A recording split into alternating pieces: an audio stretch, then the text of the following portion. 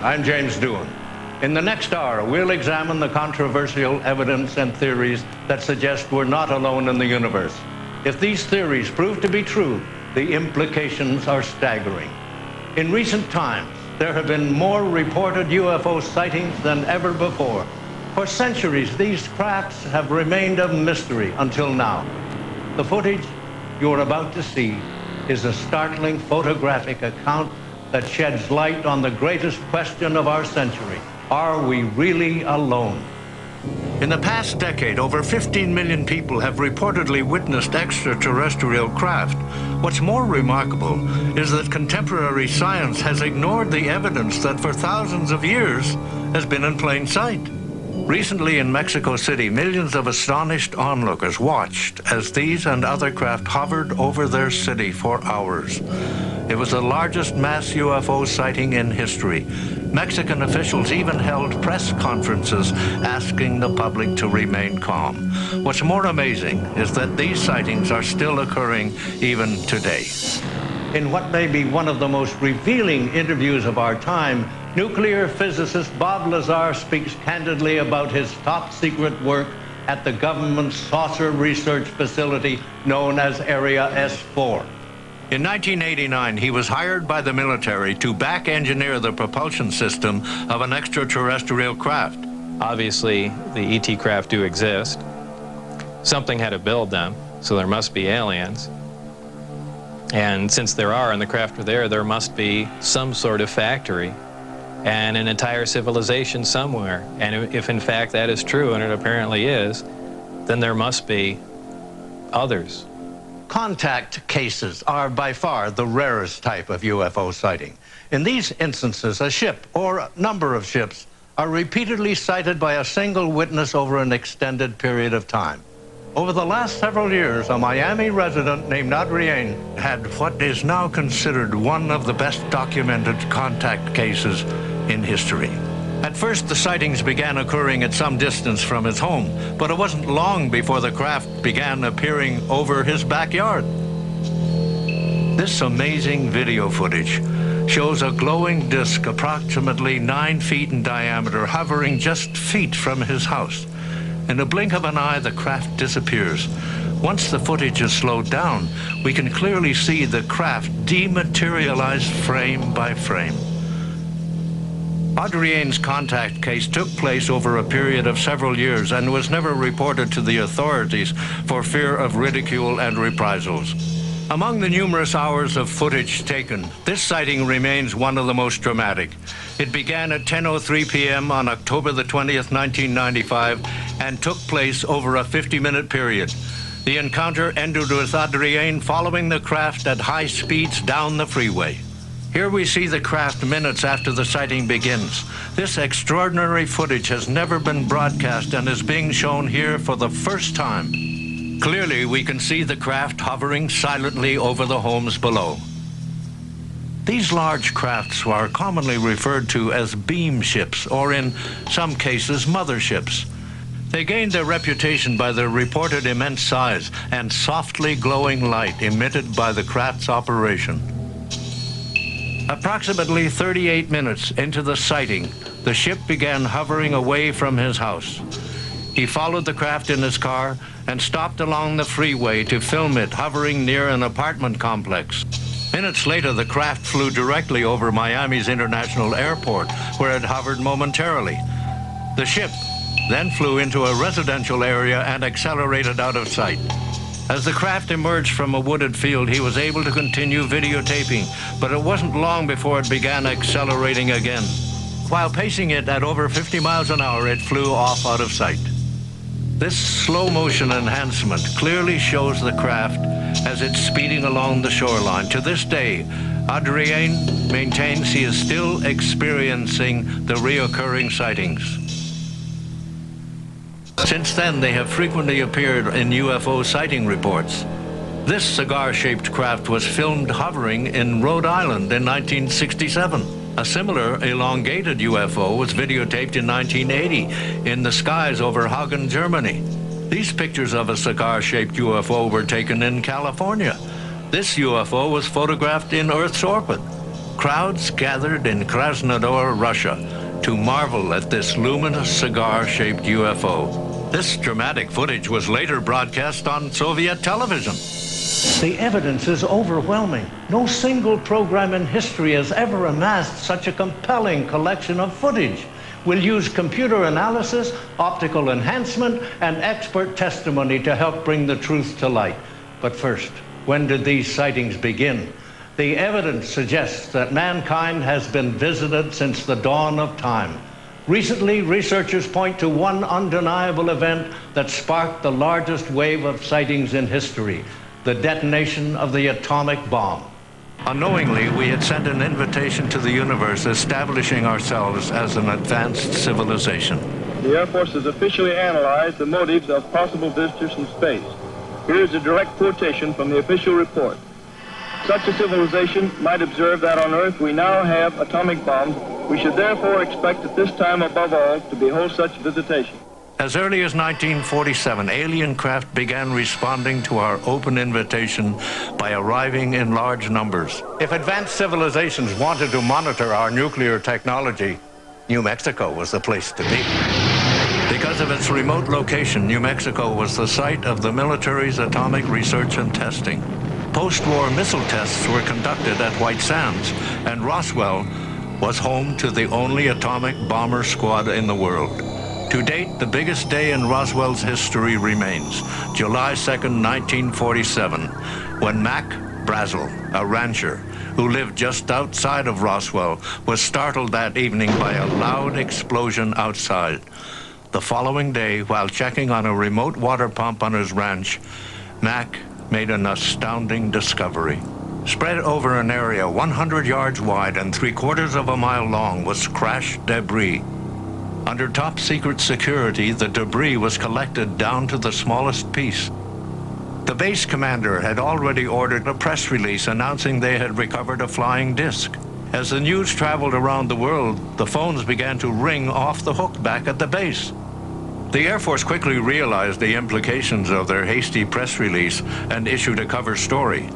In a press conference held the next day, a metallic reflector was displayed for the reporters as proof the incident was nothing more than a downed weather balloon.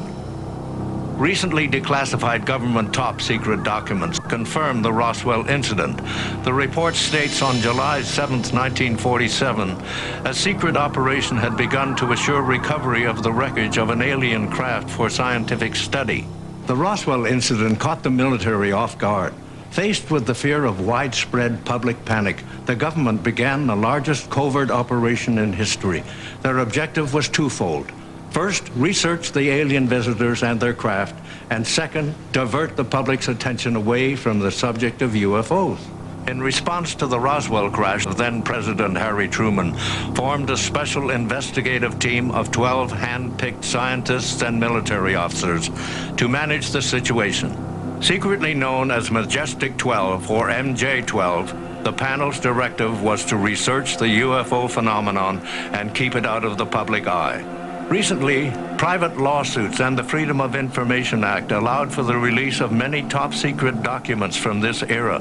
These once top-secret papers also clearly describe multiple alien vehicle recovery operations and civilian sighting reports.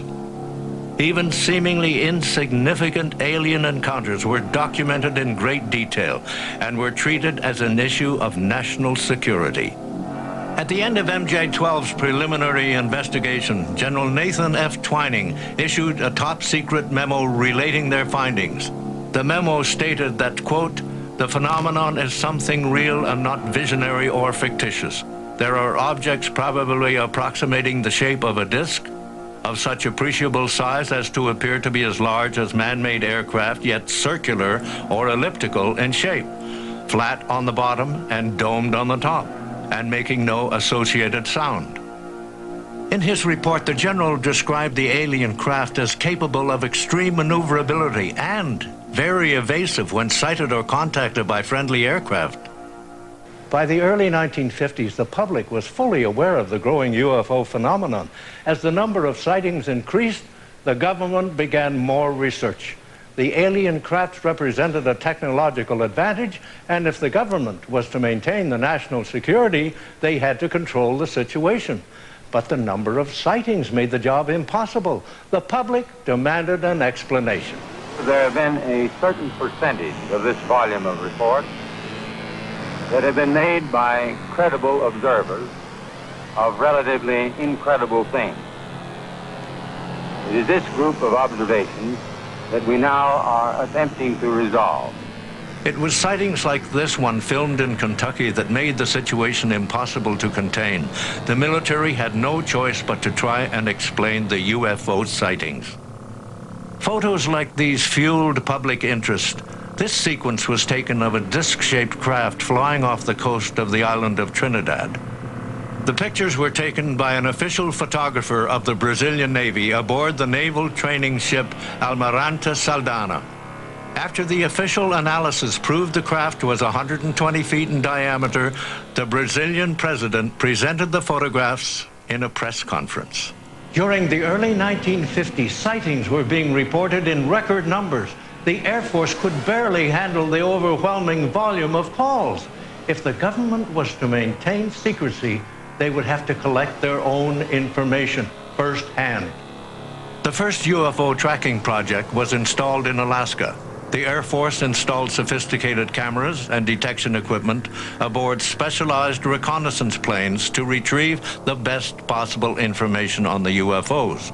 The project was placed under the command of Lieutenant Colonel Wendell Stevens. I remember one report where an object got in behind the trailing edge of the large wing and ahead of the smaller wing in the position, open position there, and remained for 2 or 3 minutes, and they got pictures with all of the movie cameras and the handheld cameras, including the 8x10 Fairchild camera. All of the data that was recorded by this special equipment, the cartridges, cassettes, rolls of film, and everything, after a mission with an encounter, was removed from the canisters and the equipment items and packed in a metal box and chained to an officer's wrist and flown to Washington that night. And this happened on a frequency of about 3 or 4 times a month for the whole year and a half that I was doing this in Alaska. Despite the military's ongoing efforts to divert public attention, the UFO phenomenon took center stage. Aliens made their debut at the World's Fair, and the public was treated to a seemingly endless wave of alien movies. Many wondered why UFOs hadn't made their presence known by buzzing the nation's capital, as they had done in the movies. In July 1952, that's exactly what happened, and it happened twice. The New York Times reported formations of glowing discs maneuvered over the Capitol as eyewitnesses on the ground snapped pictures. Radar operators clocked the UFO speeds up to 7,000 miles per hour. 1 week later, the discs returned. The Air Force said what people had seen was a temperature inversion. The pictures tell a different story. A special session was held in the Pentagon to deal with the situation. The result was a bold new program. Now the military's protocol focused on training and debunking or scientifically disproving the growing phenomena. They thought discrediting the sightings would decrease the public interest, and so the cover-up began. On the next Sci-Fi Project Blue Book. The objectives of the program are twofold. First of all, to try to determine if the UFO phenomenon presents a threat to the security of the United States. And second, to determine if the UFO phenomenon exhibits any technological advances which could be channeled into research and development. There's nothing to hide. There's nothing to hide at all. Although congressmen questioned the program, no official conclusions were given. Project Blue Book continued as its research explained sightings like these as seagulls and swamp gas. Many people were not satisfied with these explanations. The Air Force itself has officially admitted that flying saucers exist. This statement appears in Project Saucer Case number 75. Project Blue Book was abruptly terminated in 1969. Of the 10,000 cases officially investigated, only a few remained a mystery. The height of the Cold War ushered in the space race. Suddenly, America found itself in a heated competition with Russia to put a man on the moon. America's attention was focused on NASA as space exploration became the nation's top priority. But as NASA soon found out, the Russians weren't the only ones who were watching. We choose to go to the moon in this decade and do the other things, not because they are easy, but because they are hard. It was a race like mankind had never seen before.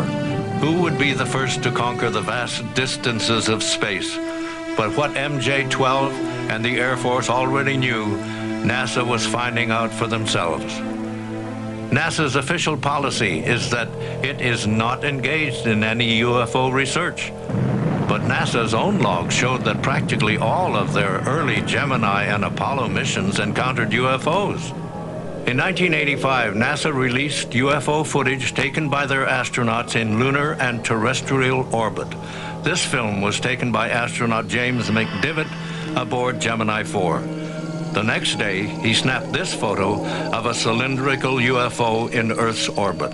One day before the historical landing on the moon on July 20th, 1969, the Apollo 11 crew filmed luminous disks in orbit around the moon. On an Apollo 12 film, a bright object was observed flying around the lunar surface with great speed. Here, a gigantic dome-shaped disk was filmed in stationary orbit above the moon's surface. Here we see two UFO that have landed on the lunar surface. When we magnify the image, we can see the disks in great detail. Even though NASA doesn't officially recognize the alien craft, it has its own extensive written policies governing contact with extraterrestrial life forms. In the mid-1970s, NASA launched the Viking probe. Its mission was to map the surface of Mars. Viking relayed back these pictures of unexplainable structures from the Cydonia region of the planet. Viking's low-orbit pass photographed these structures in detail, revealing several giant pyramids and what appears to be a face carved in stone. After close examination, the face measured over 1.5 miles in length. NASA was quick to respond to the public's claims that they had discovered the proof of an alien civilization. The official explanation for the structures was that the pictures contained missing data and Viking's cameras could not transmit the remaining information. Despite NASA's official position, many astronauts have come forward with their own UFO encounters. James Lovell, Deke Slayton, James McDivitt, Wally Schirra, Gordon Cooper, and others have gone public with their encounters. In 1978, Gordon Cooper wrote a letter to the United Nations panel on UFOs stating that these are extraterrestrial vehicles visiting from other planets. In March 1989, the crew of the Space Shuttle Discovery may have had its own close encounter. A ham radio operator claims that he picked up the voice of the shuttle pilot, Colonel Blaha, speaking on a secret NASA channel. Houston, this is Discovery. We still have the alien spacecraft under absorbance. NASA maintains that this is not Colonel Blaha's voice. Another space shuttle mission filmed several disks in high-altitude orbit traveling at several thousand miles per hour. Shortly thereafter, NASA began scrambling all shuttle transmissions. Despite the evidence, NASA maintains their official position and has explained these encounters as space debris or spatial anomalies. The turmoil in the 1960s diverted the public's attention away from the UFO phenomenon. Incidents like the Vietnam War and Watergate aided the government's debunking program. By the early 1970s, UFOs were no longer the topic of national interest. But despite the government's successful efforts, the sightings continued to increase in numbers. Some experts believe that this is the world's best UFO film. It was taken by Matt Lane Rutherford in Silver Springs, Maryland. Mr. Rutherford took footage after twilight as the disc hovered over his backyard. Scientists examined the footage and concluded the craft appeared to be maneuvering in its own gravitational field. Took this picture of a metallic craft as it circled his house. In 1978, a terrified housewife in Spain snapped a picture of these UFOs while watching the sunset. This footage was taken by an Australian TV crew on December the 31st, 1978. This luminous domed craft appeared to have a rim around the center and two large portholes. It maneuvered at such an incredible speed it left this track on a single frame of film. No known conventional aircraft can fly at such speeds. In 1978, the United Nations released statistics showing that since 1947, 63,144 UFO sightings were reported. That's approximately 1 every 4 hours. Even President Jimmy Carter had his own alien encounter. While governor of Georgia, he filed this 7-page UFO report stating he spotted a glowing object hovering for 12 minutes in the skies over Georgia. The report was personally signed by Carter himself. This dome-shaped craft was filmed by a television crew from New Zealand in January 2nd, 1979. We can clearly see the craft from the top. The disc appears to be rotating while emitting a blue glow. An identical craft was photographed in 1952 by a Brazilian journalist in Rio de Janeiro. Here we see the dome is visible from 2 angles and the side is surrounded by large portholes. This sighting was filmed from the parking lot of the Rio Casino Hotel in Las Vegas, Nevada. When the footage was enhanced, a disc-shaped craft can be seen with a dome on the top and a series of portholes surrounding the craft. In 1991, this footage made worldwide headlines. These 2 discs were videotaped in a suburban neighborhood just outside Ottawa, Canada. Both UFOs landed in what appears to be a prearranged site. This footage became known as the Guardian sighting. In 1991, eyewitnesses screamed as a photographer took this picture off Manhattan Island as a disc emerged from the river and flew off. This craft was photographed rising out of the water in Australia as it docked with a smaller dark object. This UFO was spotted in Denver, Colorado, as witnesses watched from a neighbor's backyard. In the mid-1990s, startled eyewitnesses filmed these craft as they hovered silently in the night skies. In the months following, similar craft were videotaped on 3 different continents.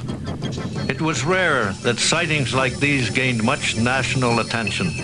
But President Ronald Reagan's speech to students at Falston High School soon changed all that. Suddenly there was a threat to this world from some other species, from another planet, outside in the universe.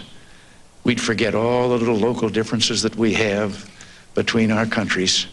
2 years later, President Reagan made international headlines when he repeated the alien theme to the General Assembly of the United Nations. Perhaps we need some outside universal threat to make us recognize this common bound. I occasionally think how quickly our differences worldwide would vanish if we were facing an alien threat from outside this world. President Reagan's speeches started the public asking questions again. The Cold War era created a defense industry based solely on high technology. As the stealth bombers rolled off the assembly line, rumors surfaced that the military was test flying recovered alien craft at a secret government base known as Area 51. If the military was going to test fly alien craft, Area 51 was the perfect place to do it. Located some 125 miles outside of Las Vegas, it is one of the least populated expanses in the United States. Area 51 is surrounded on 3 sides by military testing grounds and hidden from public view behind the Groom Mountain Range.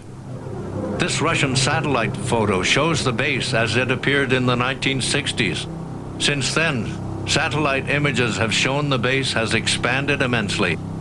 Only a handful of photographs of the base exist, and until recently, the government officially denied its existence. This rare and never-before-seen footage of the base was taken by amateur photographers risking imprisonment if accidentally venturing on government land. But in the mid-1980s, the government seized the adjacent public land, closing off all access to any prying eyes. Sophisticated detection equipment monitors the public BLM land surrounding the base, and private security forces patrol to deter any unwanted lookers. These unmarked black helicopters are used to buzz automobiles, scaring off UFO buffs hoping to snap a photo. But it's photographs like these taken over the Groom Mountain Range that seemingly confirm the rumors. very little actual footage exists of the reported test flights. This amateur videotape shows what eyewitnesses saw hover over the base for several minutes before landing. Area 51 has been called the best-known secret military base in America. The rumors subsided, and in 1996, the state of Nevada renamed the highway which runs parallel to the base. In a massive dedication ceremony open to the press, thousands watched as the governor of Nevada unveiled road signs proclaiming Highway 375 as the extraterrestrial highway. Now, former government employee and nuclear physicist Bob Lazar breaks his silence. In this extraordinary interview, he discusses his classified work at the military's top secret saucer research facility known as S4. Bob Lazar is a nuclear physicist specializing in advanced propulsion systems. In 1989, he was hired by the military to back-engineer the propulsion system of an extraterrestrial craft. Lazar worked at what is undoubtedly the most top-secret research facility in the world, S4. There was absolutely no ET craft, ET technology, anything like that at Area 51. This is why S4 was made specifically to separate it there. People at Area 51 do not have the clearance. According to Lazar, the military had not been test flying alien crafts at Area 51. Rather, the discs many had videotaped and photographed were actually being flown out of S4, just several miles away. The S4 facility is an area just off the Papoose lake bed, dry lake bed, and it consists of 9 hangars. The hangars have sloped doors on them with a sand texture coating. At the time that I was working there at McCarran International Airport in Las Vegas, there was a Special Projects EG&G building. When I was told to go to work, I drove there, parked my car there, got in a plane at the airport, flew to Groom Lake, where I deplaned and waited for a bus, and the bus drove me down to S4. The first disc I saw, I believe it was the second, or I think it was the third time I was up there. Upon seeing it, it struck me that, well, this explains all the UFO sightings. Not thinking that it was an extraterrestrial craft, that this must have been some advanced form of fighter that we've been working on for years, and, you know, people have just caught it being tested, so on and so forth. And it never even occurred to me, even though I was looking at an extraterrestrial vehicle, that, you know, this wasn't man-made. I give everything nicknames there. The one I worked on was kind of sleek looking, and I gave it the name the Sport Model. There was one that looked like a Jell-O mold. There was one that looked like a top hat. There was a disc that was turned up on its side, and it had a large projectile hole with the metal bent outwards on it. I can only surmise they were testing it to see if a projectile could penetrate it. Alien crafts like the one Bob worked on had already been sighted throughout the world. But until Lazar entered the disc, he thought it was man-made. It probably really hit me when I got inside the craft and looked around and began to understand how the craft was operated, and finally grasped the whole project as a whole, as what we were doing, the fact that we weren't building this thing, we were trying to find out how it was made. We were back engineering it. When I first got to look inside the craft, all I can say, it's an ominous feeling. You walk in there and it feels as if you shouldn't be there. I know that sounds kind of corny, but it's a real ominous feeling. It's not an exciting feeling. It brings up a whole lot of questions in your mind. I only witnessed one test flight up close, officially. That I was just inside the hangar. The craft lifted off the ground, virtually noiseless, other than a small corona discharge on the bottom of the craft, indicating the presence of high voltage. That dissipated at about 30 feet, and it stood there completely silently, and moved over to the left and to the right, and sat back down. That was the entire test. This was quite a scientific feat, to lift something completely silently, under control, and you know, perform a maneuver like that. Bad feeling about this facility. Lazar learned how these craft operate, by studying their propulsion systems. I had to hang upside down in there to see the lower level, essentially. And there were 3 large gravity amplifiers. These devices looked like about a 2-foot diameter, 4-foot long piece of pipe hanging by a smaller piece of pipe from the level above, and they can be independently positioned. And that's what emits the gravitational waves that propel the craft. They'll use one gravity generator to lift the craft off the ground.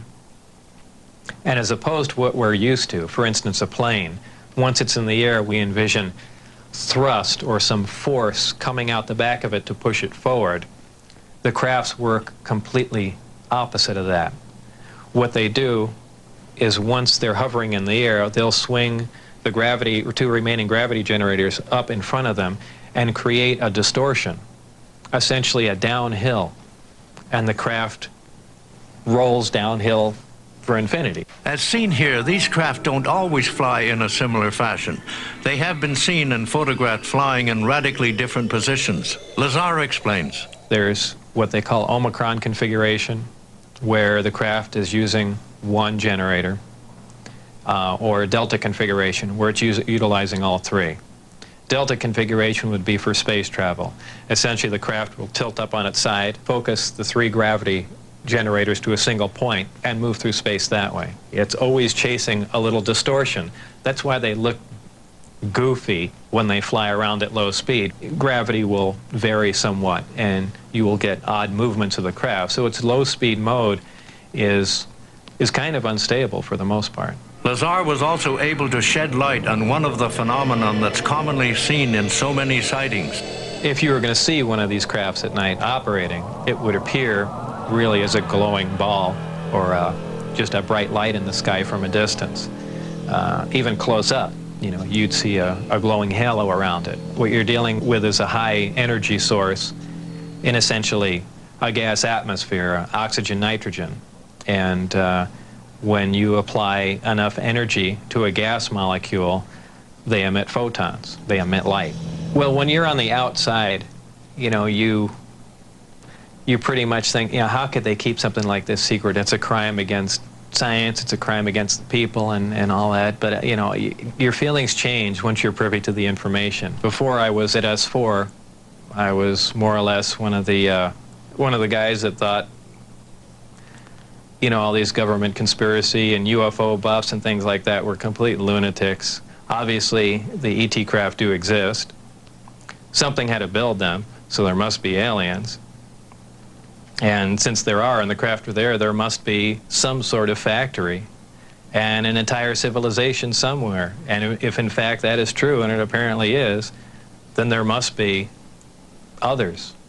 One of the least known aspects of the UFO phenomenon may be the most chilling.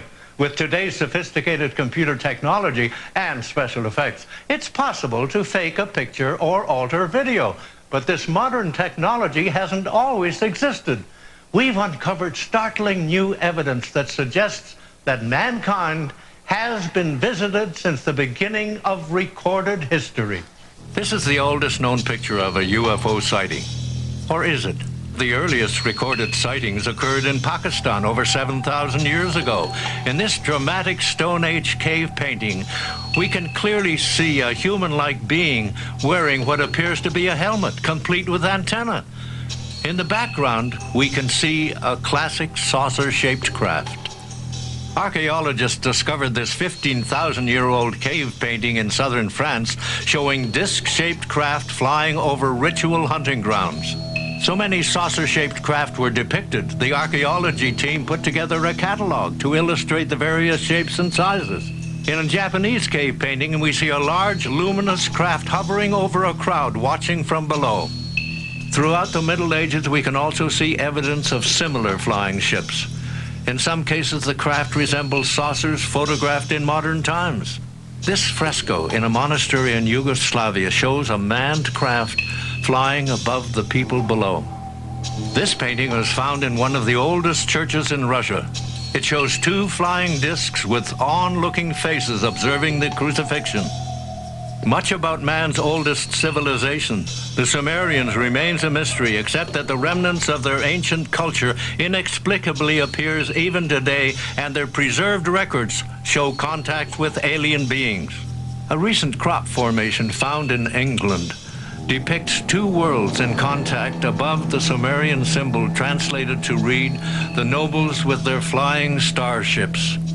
As shown in these videotapes, most of these crop formations coincide with UFO sightings. In 1975, the first documented contact case took place in Switzerland. A farmer named Billy Meyer made international headlines by taking hundreds of photographs and filming 20 minutes of what some consider is the best UFO footage in the world. Edward Billy Meyer is the eyewitness in one of the most famous yet controversial UFO cases in history. He gained worldwide attention by going public with his alien encounters.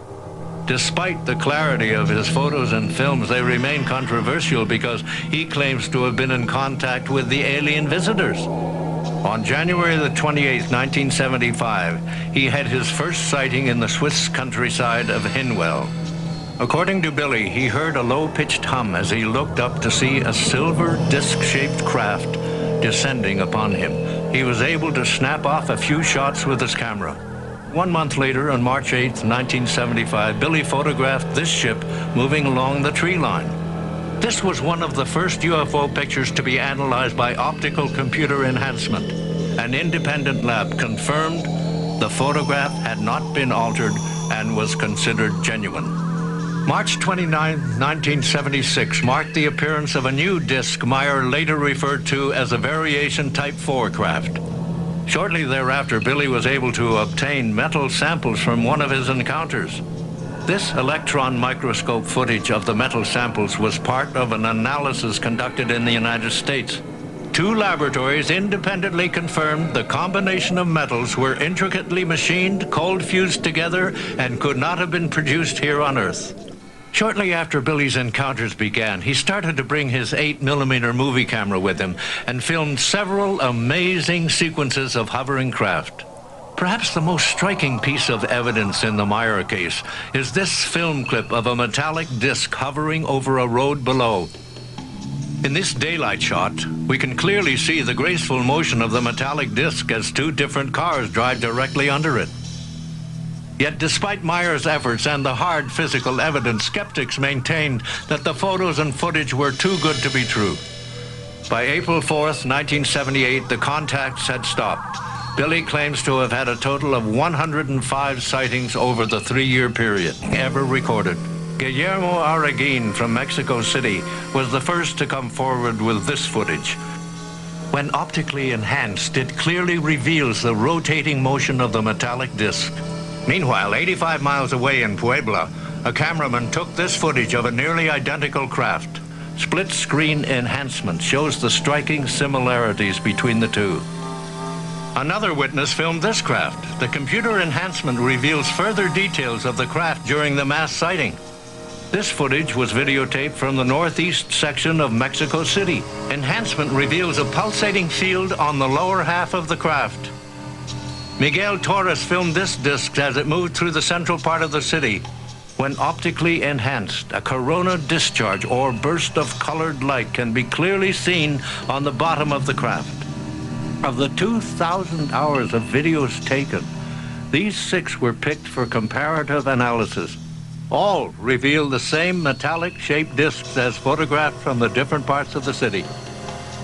David Froning, a field propulsion expert, was brought in to analyze this footage. You see the fact that it probably is of a metallic-like structure because you can't see reflections off the edges. The phenomena you see here would be indicative of an effective field propulsion system. I should mention that we do not know how at the present time to perfect effective field propulsion. If there was just nothing here, it would not be as dramatic. In the days following the eclipse, the sightings continued to grow in numbers. This luminous object was filmed as it flew across the city. Optical enhancements reveal the craft as it travels at a high rate of speed. This UFO was videotaped from an apartment balcony in the city. The photographer filmed this craft as it maneuvered around an industrial building and vanished out of sight. While filming this car commercial, a television crew was caught off guard as they filmed a luminous craft streaking across the sky. This rare UFO formation was taped over at Lisco. Similar formations of craft have been videotaped in Florida and in Belgium. Split window comparison shows the similarities. Public outcry for an official explanation forced the government to respond to the mass sightings. In the only press conference held on the subject, the mayor of Atlisco asked his citizens to remain calm as there were no reports of injuries or damages caused by the alien craft. In one of the more dramatic moments, this amateur video captured a metallic disc traveling through the clouds as it stopped in midair and reversed direction. No conventional aircraft can fly in this manner. UFO were even present during their Independence Day celebration. A military parade and a massive air show commemorated the occasion. As jets flew overhead, a metallic disc suddenly appeared. When the jets tried to intercept the craft, it accelerated, leaving them in its wake. In the last hour, we've shown you photographs, film clips, videotape, government files, and expert testimony documenting one of the greatest mysteries of our time. The evidence is overwhelming. From ancient artifacts to modern-day sightings, the evidence presents itself. Now, only you can decide. Are we really alone?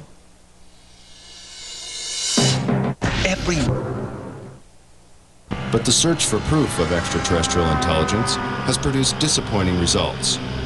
The best so-called evidence has only been a few photographs and film clips. But now, all that's about to change. Since 1985, more than 15 million Americans have reportedly witnessed unidentified flying objects. But despite the seemingly overwhelming evidence, mainstream science has chosen to ignore the subject. But now, for the first time in history, one of the greatest mysteries of this century is unraveling. A former government scientist has come forward to discuss the military's classified work on extraterrestrial spacecraft.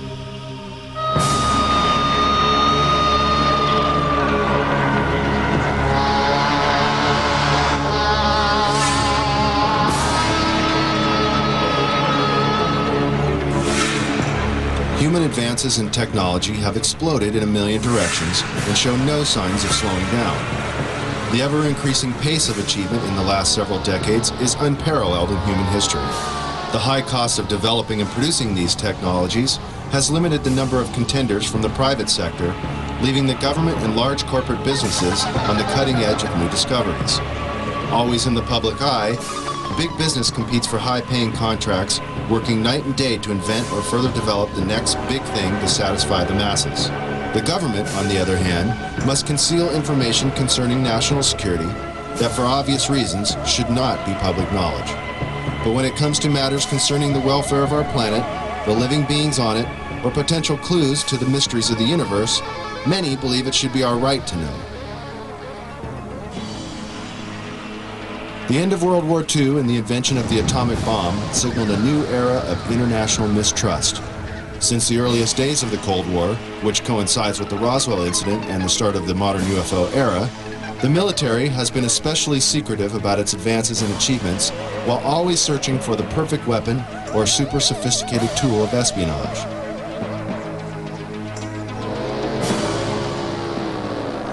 High-tech surveillance equipment around the world, and even in space, has allowed global intelligence to see and be aware of many things that the common civilian cannot even begin to imagine.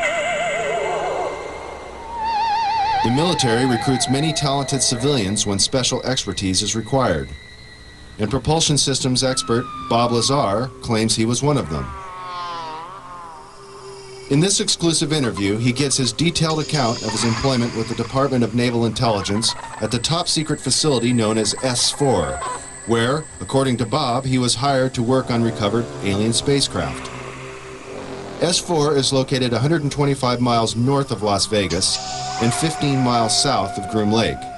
This now not-so-secret military base at Groom Lake, Nevada, is known as Area 51, or Dreamland, as insiders like to call it. Born in 1959 in Coral Gables, Florida, Bob has lived much of his life in Las Vegas, Nevada. With degrees in physics and electronics from MIT and Caltech, he has dabbled in everything from chemistry to fireworks in an effort to understand the finer points of propulsion. He has even assembled a jet car with a 22,000 horsepower engine salvaged from a Navy F-3D Skynight that is capable of land speeds of over 350 miles per hour.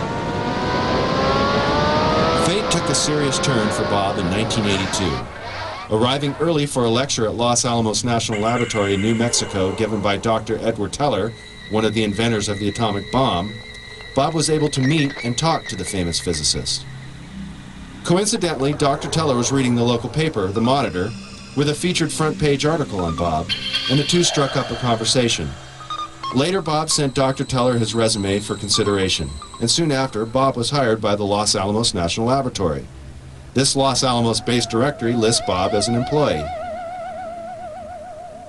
By 1989, Bob was brought into the top-secret program at S4 known as Project Galileo. In the following interview, Bob reveals many details of this amazing experience.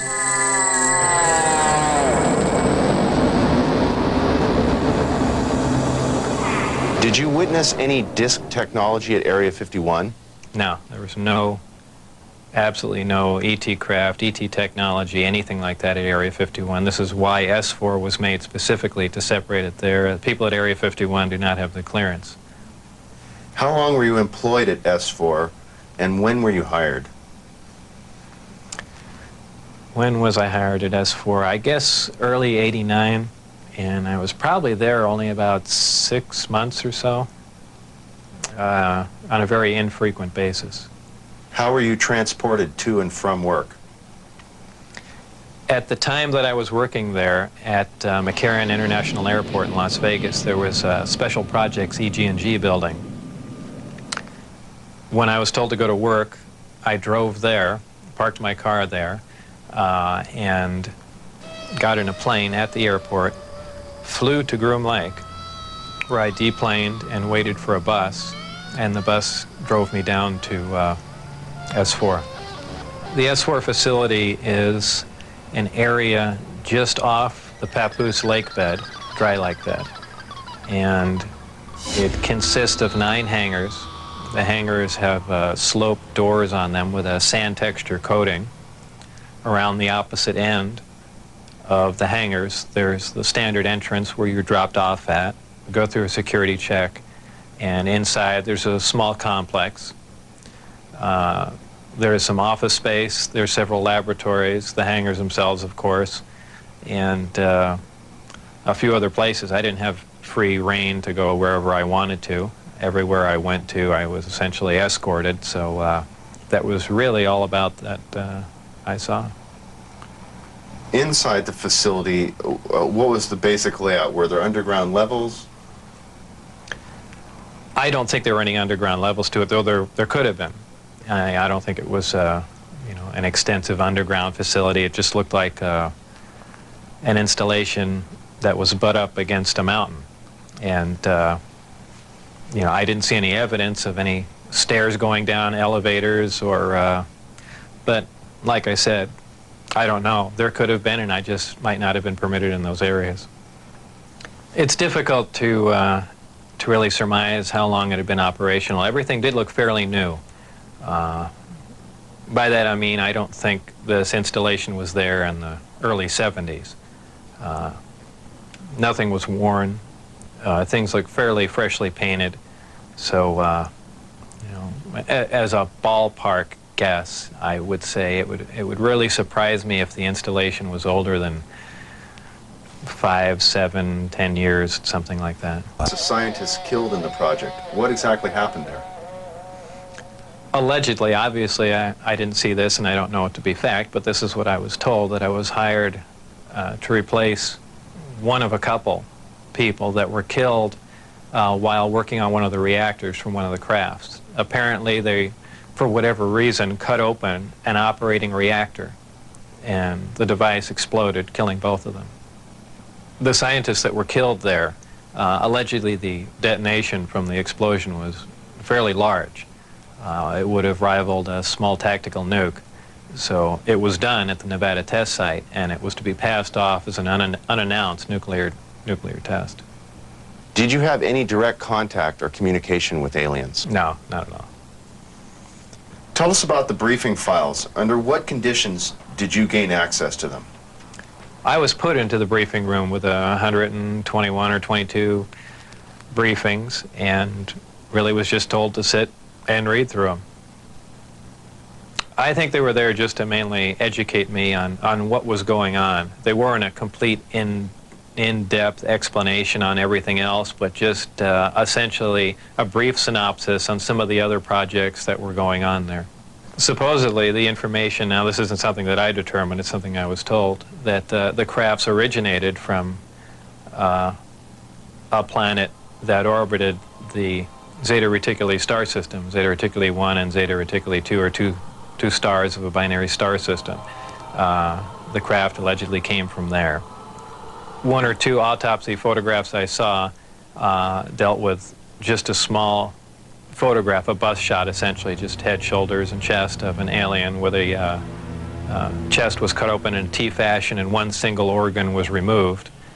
The organ itself in the other picture was cut and vivisectioned essentially.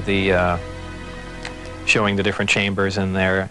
This was totally unrelated to anything I was doing, but from that photograph it looked like what you see in UFO lore as the typical gray. So how tall it was from what I could see, I couldn't tell because I only saw a portion of the photograph, but if everything else you see is correct, I would imagine it was 3.5 or 4 feet tall. But there again, you know, all I had to see was a photograph, and you know, I didn't have much to go on.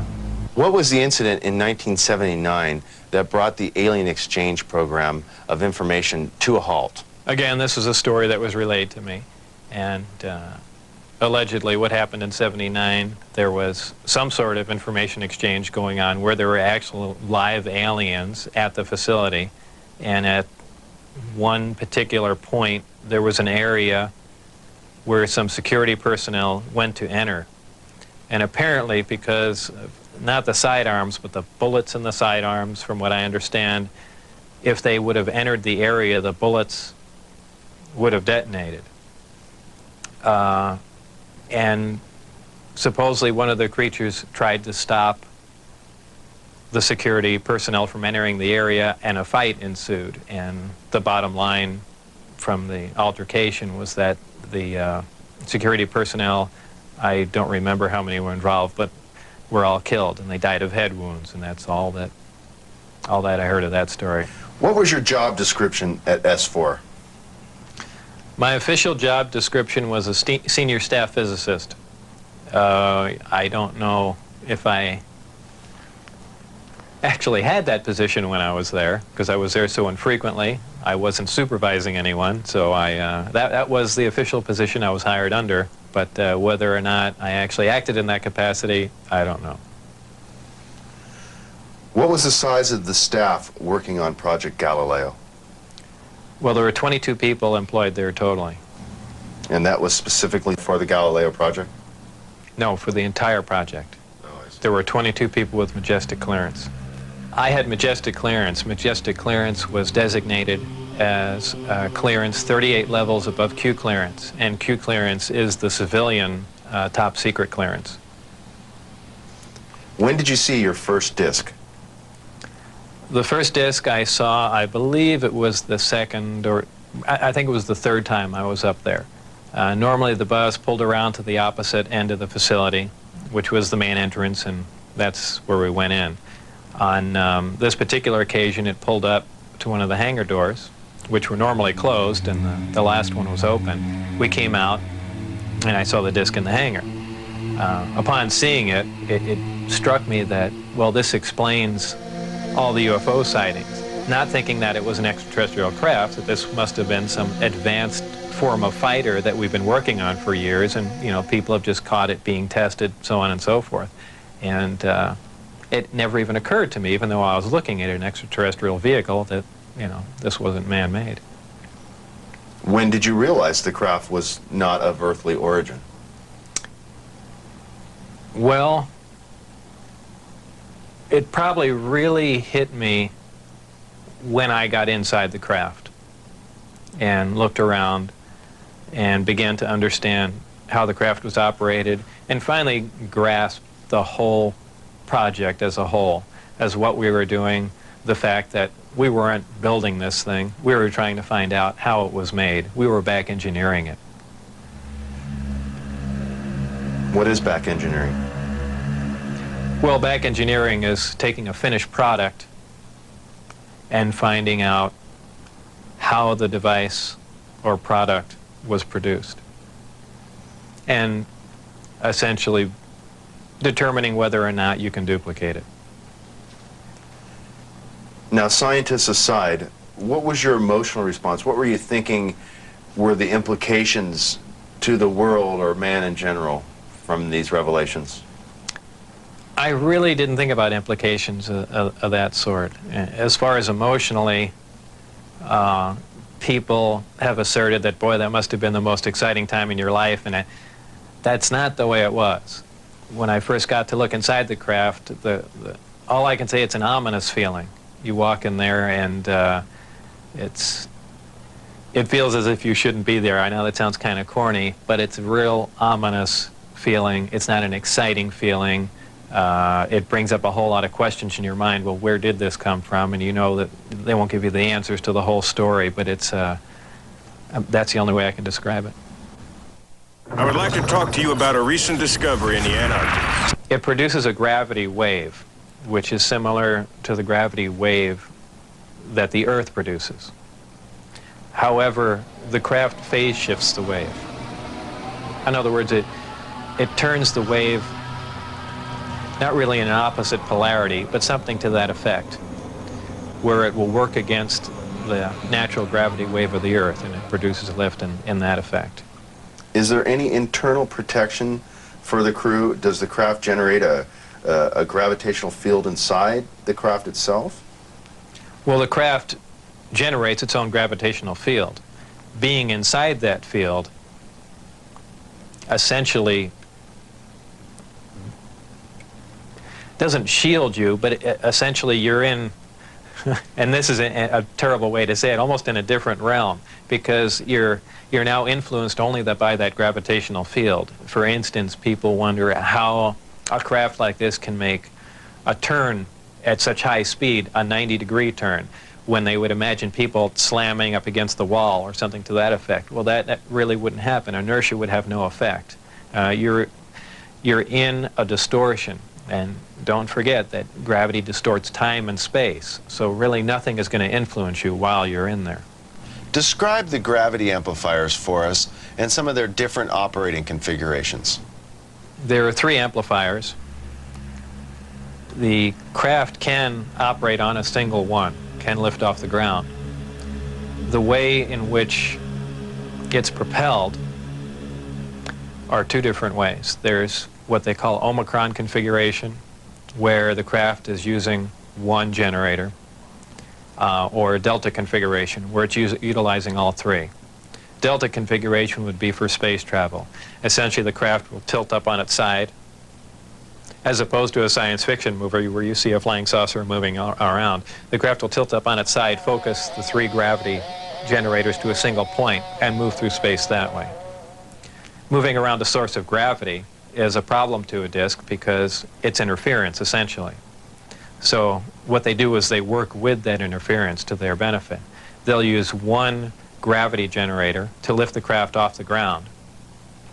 And as opposed to what we're used to, for instance, a plane, once it's in the air, we envision thrust or some force coming out the back of it to push it forward. The crafts work completely opposite of that. What they do is once they're hovering in the air, they'll swing the 2 remaining gravity generators up in front of them and create a distortion, essentially a downhill.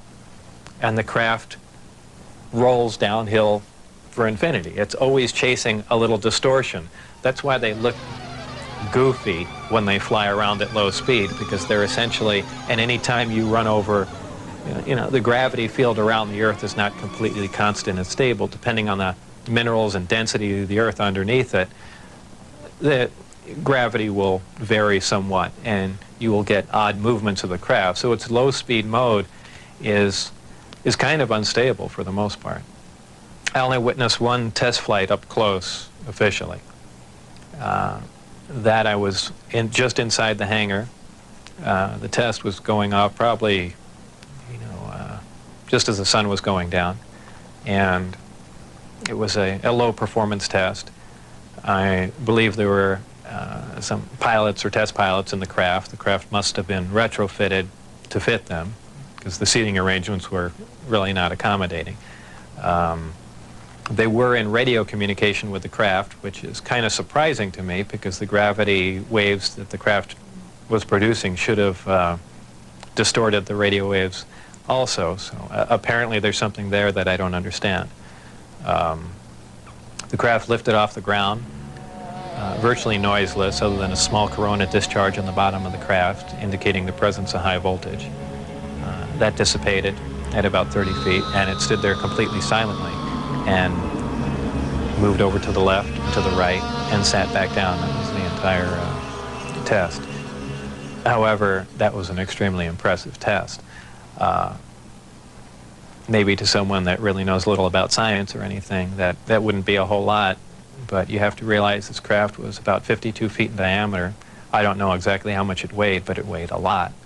And this was quite a scientific feat, to lift something completely silently, under control, and perform a maneuver like that.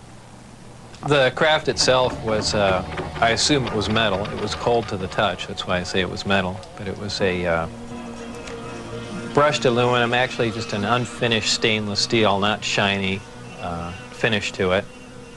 Had no seams. It was as if it was injection molded from one giant die. I was completely amazed. I can't really reflect on how it made me feel, but that was exciting. How would you define gravity? Could you describe in layman's terms its basic principles for us? Gravity is something difficult to explain, because it's something that we essentially don't understand. It's just something that we can observe. Not much is really known about gravity. There are many theories about it, but they are just mainly theories. There's theories of gravitons, which allege that these subatomic particles that act like an attractive force like gravity, that exchange between two pieces of matter. There is also a theory that gravity is a form of wave, an electromagnetic wave. But basically, gravity is a force. It's the attraction. It's the inherent property of matter to have gravity, a mutual attraction for each other, and it's basically all that we really know. Modern science, current science right now, identifies one gravity. It's one force in nature. Apparently, through research at S4 or information gained from one of the crafts they were researching there, it appears that there are two different forms of gravity. One form works on an atomic scale, on subatomic particles, holding pieces of matter, holding atoms themselves together. Another works on a larger scale, the scale we're most familiar with, holding planets in orbit, holding ourselves to the ground, things of that sort. Because it produces a gravitational field, I wouldn't say the craft is invisible during the day. However, if you're under the craft, because of the way the gravity is being used, gravity bends time and space, and it bends light. If you are looking underneath the craft or from certain vantage points, you will actually see what's above the craft. It's really a trick of the way light bends under the influence of gravity. For instance, we can see stars that are behind the sun, that are blocked from our view by the sun. The reason we can see them is because the sun is a tremendous gravitational field, and it's bending the light around it where we can see the star. Space-time and gravity are all essentially interrelated. They all act on one another. Gravity bends space. Gravity also distorts time. When you vary one, you essentially vary the other two. If you, as an example, if you have a massive body, say a planet or something that's making a lot of gravity, producing a lot of gravitational waves, if you will, it distorts space. It bends space to it. It also slows down time. These things aren't theories. We know them to be true. We cannot artificially create this because we can't create gravity. But this is how they're all interrelated. Just a couple of them are the fact that as your speed increases, so does your mass proportionally. In other words, the more energy you put in to go faster begins to slow you down by the fact that it's converted into mass. You have other problems like just traveling at such an extreme velocity, navigational problems, the fact that you might run into little tiny micrometeorites at speeds like this. They would undoubtedly destroy your craft. There's just a whole host of problems that you're going to run into just attempting to do something like that. Aside from the fact the amount of energy required to accelerate to the speed of light is horrendous. Could you briefly describe Project Looking Glass and Project Sidekick for us? Project Sidekick was another project going on with Galileo. Galileo was the project that I was involved in. Sidekick dealt with any of the weapon potential of the craft, whether or not the craft had a weapon in it or could it be used as a weapon, but it had something to do with some sort of particle beam configuration where the gravity generator can be used as a lens to focus a weapon of some sort, similar to the SDI device we were working on in the 80s, but with the potential of a focusing device using the gravity generator. And Project Looking Glass? Project Looking Glass dealt with the distortion, the fact that there's a time distortion, essentially looking back in time, and by that I do not mean looking back years ago to see the wagon train days. They're looking for distortions that are milliseconds in time, and what that was used for, I don't know, but that was just observing the time, the time distortion, time dilation phenomena of the craft in operation. What is element 115? Is it found here on Earth, or is it strictly an extraterrestrial material? 115 is strictly an extraterrestrial material. It probably occurs naturally in some other places, maybe other star systems. You know, some people not familiar with science or chemistry say, well, that's ridiculous, all the elements occur on Earth, you know.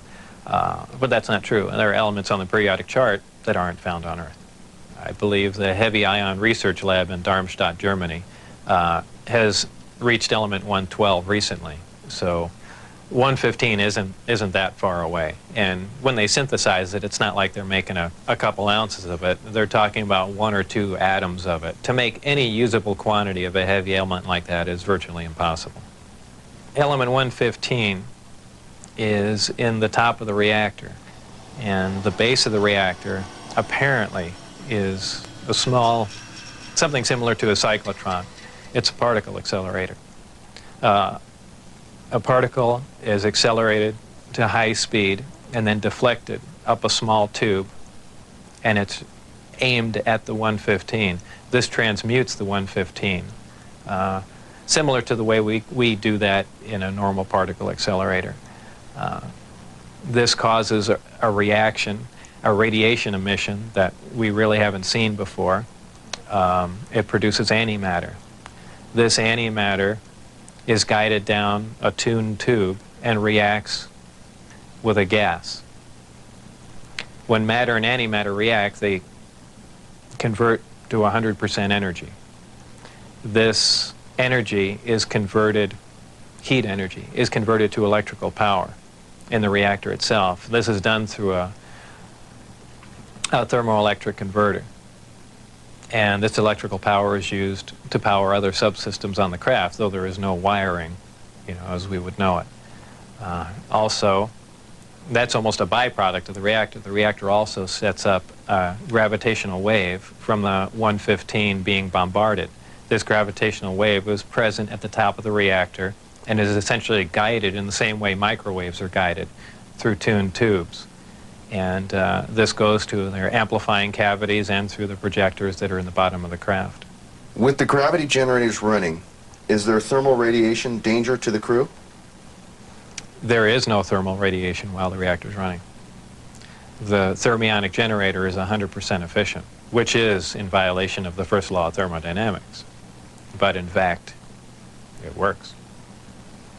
Element 115 is stable. And for those familiar with chemistry, we know that elements with higher atomic numbers have shorter and shorter half-lives. However, when you reach a certain point, they call it the island of stability. There is a place, and we've theorized this for a long time, somewhere around 114 to 116, there should be an area in there where the nucleus of the atom is geometrically stable with protons and neutrons, where it no longer decays. It's not radioactive. 115 is, in fact, this element.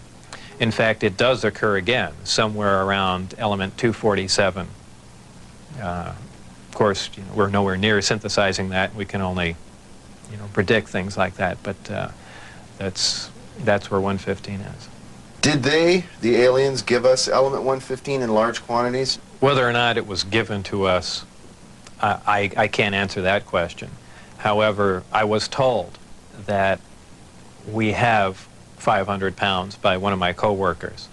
How it was obtained and where exactly it came from, I don't know. Whether it came in one of the crafts or it was separate cargo somewhere, anyone can speculate. But I was told that was the figure. You were able to get away with a sample of element 115. How much did you get away with? No comment. Unofficially, while off the base, what did you see?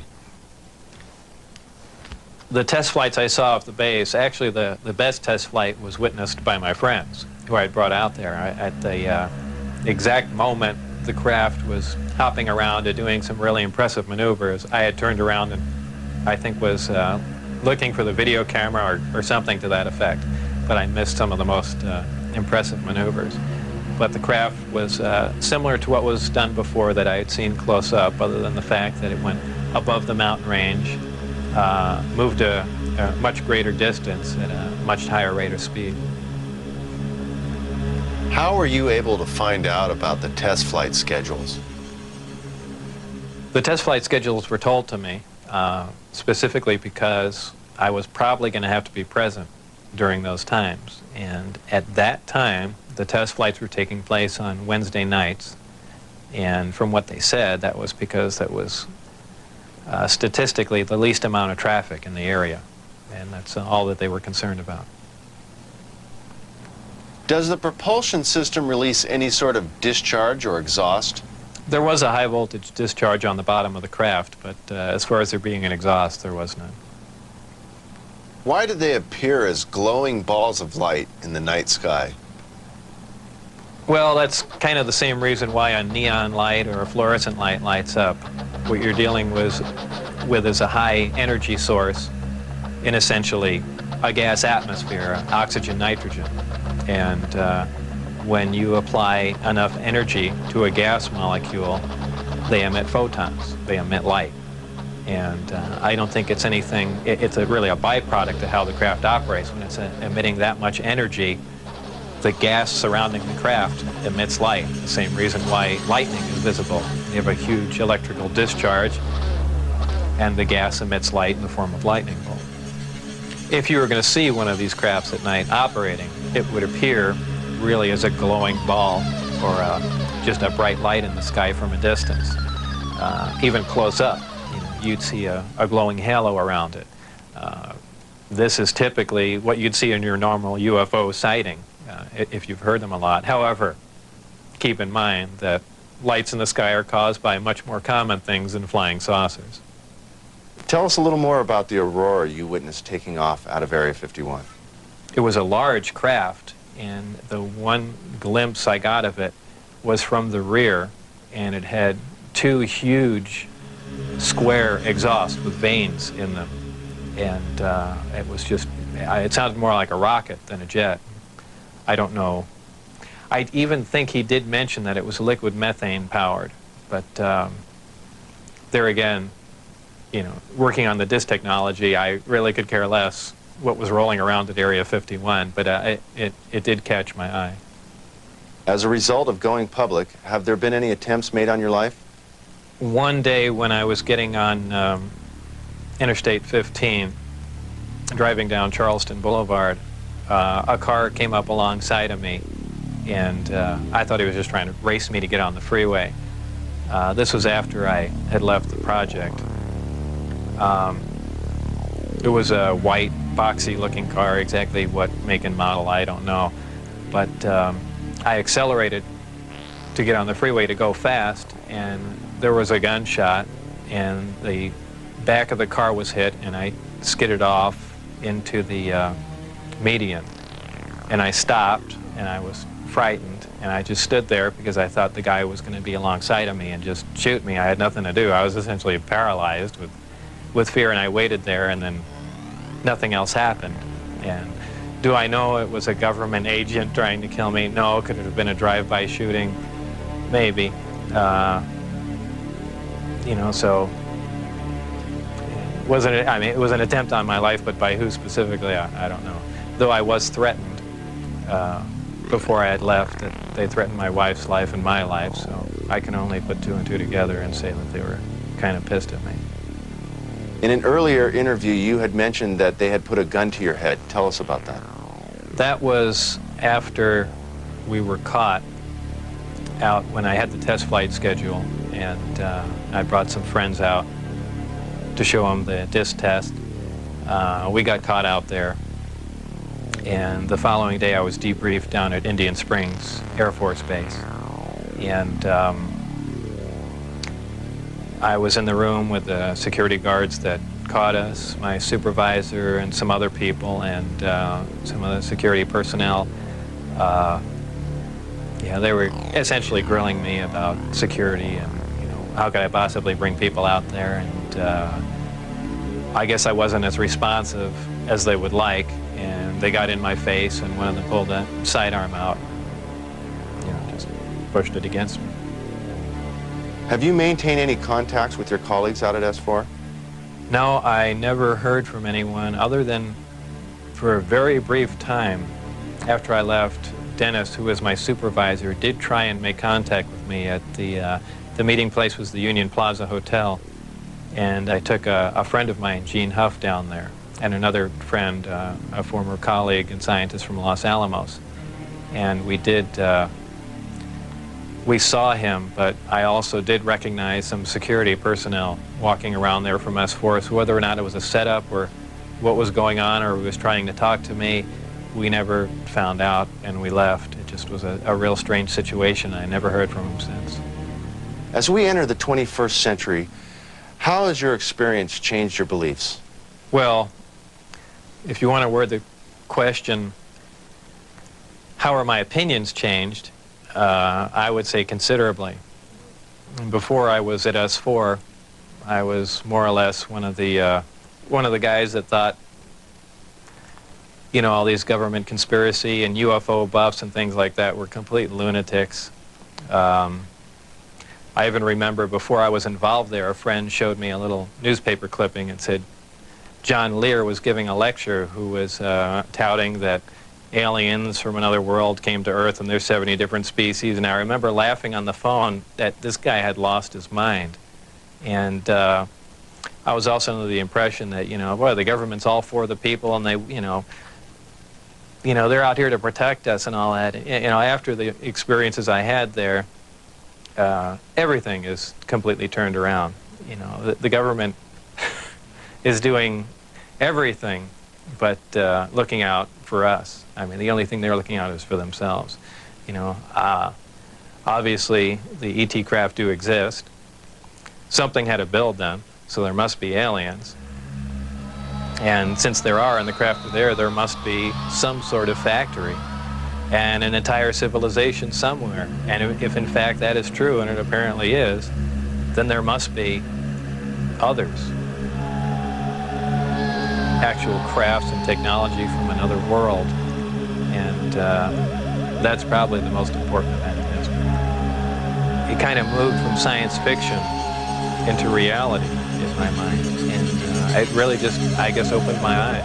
Said and done, would you do this over again? What would you do differently? I would probably have played along for a longer time.